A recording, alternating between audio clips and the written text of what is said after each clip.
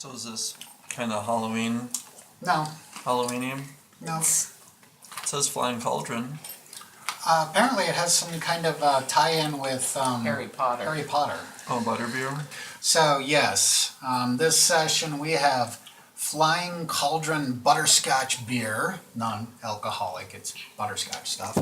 And we got these pretzel crisps that I've been enjoying lately. So I thought these two would pair together nicely. Okay, so unless there was something you guys wanted to do, we are going to say that it has now been a couple of hours. The ship damage is repaired. The ship is fueled up. And you guys are free to leave. At the moment, the Doulos load is aboard, and it is 63 tons of chemical research materials. And then the special load that you got because of Mel is 10 tons of benzotoin 5. Oh, yeah, okay. So, are you guys ready to depart? Yes. And you guys are seeing Zub in your rearview mirror. Now, you do need to plot a course to deep space. Remember what I explained before. You got the solar system, you got to get outside of the solar system before you can enter jump space, okay? So what you're going to need to do is just plot a course so you don't bump into any planets or satellites and that sort of thing. So go ahead, give me a 1d6 roll, and that'll be how long it'll be until you're in deep space. 3. 3. Okay, so 3 hours until you guys are able to make your jump, okay? So, you guys are headed out of the system for 3 hours. That would mean, let's see, if it took 4 or 5 hours, I said it was going to be 6 or 7 o'clock in the evening. So, what do you guys want to do for the next 3 hours while you, wait? Eat dinner. Yeah, I was going to say the same thing. I'm gonna stay in the bridge. Okay. Well, Bosk, as you are hanging out up there on the bridge, you see one of the little screens on the contact station come up, and it says, you actually see that there's 3 messages on the screen. One says rush shipment to Dala. One says cargo to Smuggler's Notch. And one says cargo to Zub. Where are we going again? Oh, you know what? That's Yeah. a mistake. You're on Zub. I'm sorry. I have a typo here. That should be cargo to Kavma. Oh wow, those are those things that Jex was telling me about in Jump Week. I think they're called waves or waivers. But yeah, essentially it's job offers. But they're not exactly, some of them aren't exactly on the up and up, if you know what I mean. Should we see how much cargo there is for Kathma? See if we can even take it? I do know that they're off the books. Jack said something about them being off the books. Okay. So Doulos won't find out about it. Could recoup some of our 5,000. Oh yeah. Stick. Bribe. Yeah. So should we contact them? Yeah, we should. So, Oh yeah, you have to turn off. oh geez, thank We're not you, even- Weasel. I am a horrible GM. How about, there we go. yeah. Low hum. We're on the bridge. Okay. Okay, so yes, you received a wave. And now you are going to wave back. Now, I will explain to them what Jax had previously discussed with you. So yes, I had given Tara some previous information because she had talked about conversations she had with Jex. Here's the bottom line on waivers and waive jobs. Jex had previously explained this to you guys, but it also that it didn't matter because Doulos does not allow you to take waive jobs. Okay? Okay. It's often a high risk, financially as well as sometimes bodily / mortally. Not always perfectly legal either. So here's the thing. At the starports, you got all these businesses and all these transactions, okay? There are people who prefer to work outside of the starport system, to work unregulated. No starport fees, no starport hassles, no taxes, less paperwork, less interference, and sometimes no interference from law enforcement has more to do with it. So this means that these jobs, there's no regulation, no oversight, no protection, no consequences. And they deal in cash only, which at the moment you guys have 1,500 in sticks. These are businesses that are basically in very far orbit, although sometimes they have a clandestine operation on the planet's surface, but usually they've got a station that's way out in far orbit, and they just send waves to passing ships propositioning jobs. Now, this is against Doulos company policy, Jex would have explained to you. Doulos does not want to get involved in risky stuff, shady dealings. Plus, there's probably a little bit of, hey, they're getting paid in cash, we won't get our cut. So, wave jobs are risky, is the moral of the story, and it's why Doulos doesn't allow it. So, now that you guys remember what Jex told you, are you sure that you want to wave back? No. He's not here. Well, I don't think it would be a good idea because it can be risky. We might lose all the money that we have or something. You mean what they have left after? Yeah. You wanted us to chloroform the law enforcement person, and now you're worried about this being too risky. Right? There is that. Yeah, but that's not as risky because it's not even. But we're not breaking any laws. We're breaking company policy. Do we even owe this company anything? Yeah, but it could be risky. They may have done something terrible to us. We have no idea. If they have, Plus then it's what? money. It is risky. It is risky. So you think we shouldn't do it? What do you think, Veronix? I would agree with you. With who? With Bosk or with Bardak? Barden. Bardak? Okay. Yeah, I think we should do it too. Okay. We need to get some of our money back. Then And hey, we're headed there anyway. Yeah. So, Well, if it's, less than 7 tons. Yeah, I think we should wave back. okay. You're the communications officer, so you're the one who's got to wave back. Are you going to wave back? All right, then go ahead and put another mark next to contact. And you all see on Baronix's screen a data burst come in. Yeah, we can take that. Oh, yeah. Yeah.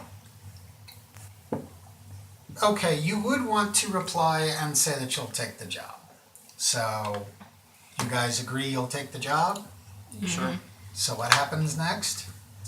You need to send them a comm that says that you'll take the job, okay? So did you do that?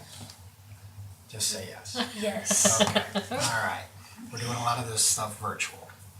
Okay, and then yes, it's probably now that you would receive the a data burst with the coordinates for where you need to go to pick up the shipment. Okay. Are you laying in the course now? Yeah. Okay. So I do roll? No, I don't think we need a roll on this one. It will only take you guys less than an hour to get there. And we will do some time compression and say that you're there. You're approaching what is basically just a big nondescript gray box. This station is nothing impressive. It's got 4 fat, short, squared tubes radiating out from 4 sides. There are windows on the station, indicates about 5 or so floors, with the docking shafts in the center. Okay. Now, you guys are going to want to get permission to approach. Oh crap! Sorry to cut you guys off, but I don't have the rest of the data burst here. There's the company you're going to be making this run for.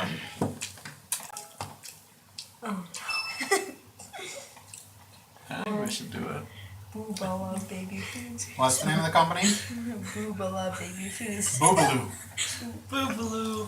Baby foods. It's a 5-ton cargo shipment for Boobaloo Baby Foods, for which they will pay you 3,000 credits. What if But they're we not? should- What if it's not baby food, but We can inspect explosives? We can open the boxes. Take it all out. Well, not 5 tons of it. Okay, so this is Doulos Transport DFT 7118 requesting permission to dock. And the reply comes back, DFT 7118, this is BBF Station. Approach and dock at Bay 2. Now, Bosk, they do request that you back in. That you turn the ship around and dock in backwards, okay?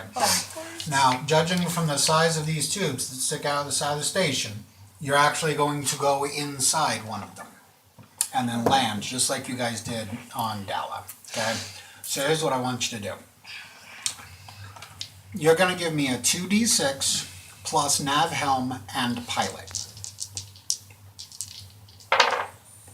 Oh, 7. Oh, you are approaching too fast. You need to slow down your speed a little bit. Roll again, 2d6 plus nav helm plus pilot. Another 7. Okay, you just need to trim your angle a little bit. You're coming in a little bit crooked. So, slow down and trim your angle a bit. Give me another roll.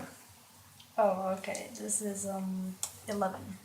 Okay, you managed to get into Bay 2 and set it down. The ship sits in a large airlock room, big enough for a ship twice its size.